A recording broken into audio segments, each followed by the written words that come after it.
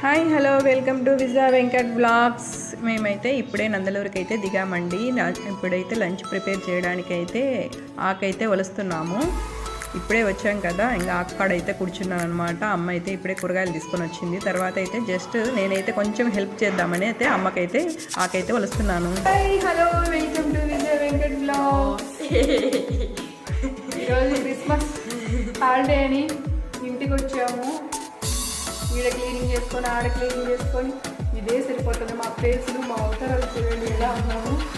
మొత్తం క్లీన్లు ఇవన్నీ చేసుకొని మళ్ళీ మా డాక్టర్ని తీసుకునేసరికి మాకు ఎనర్జీ అయితే అయిపోతుంది.